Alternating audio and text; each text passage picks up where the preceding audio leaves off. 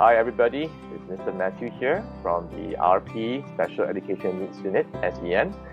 Now, this month, which is the part of our RP tribute video series that you've been following, we are commemorating two special events, World Wheelchair and World Hearing Day, which happen to fall on the first week of March annually. In this episode of RP Tribute, we wish to interview a very unique individual who also works for us as well here in our office. I'm sure you all will be most happy to join me in welcoming Mr. Roger Loa. Hi, I'm Roger, working in Republic's Poly Office of Student Support under the Special Education Needs Unit.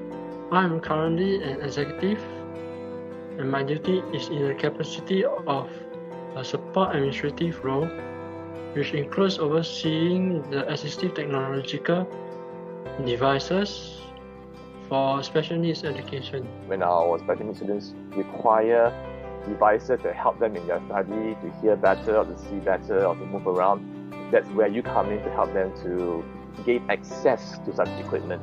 Now, I understand that you were born with certain conditions. Would you like to share with our audience what transpired years ago?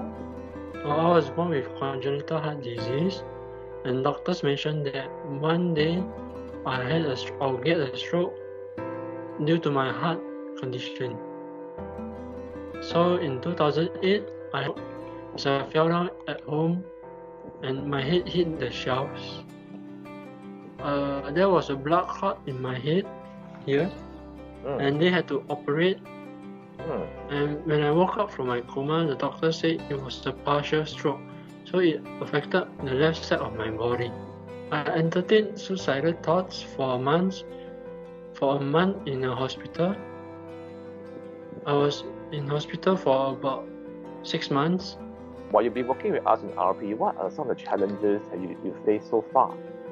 The first challenge I faced in Republic Poly is how can I adapt to work environment in terms of mobility, logistics, and also administrative procedures. Of course, for you, mobility could be more of an issue because of the fact that you are wheelchair bound. During my break time, after I order food, during the peak period, I have to take the food to a table myself. Now I'm afraid the food would spill all over my body and on the floor. In public context, where you have to travel, take public transport, do you face difficulties and misunderstandings from various individuals? Oh yes, definitely. People tend to misunderstand me and be impatient with me when I am on a wheelchair.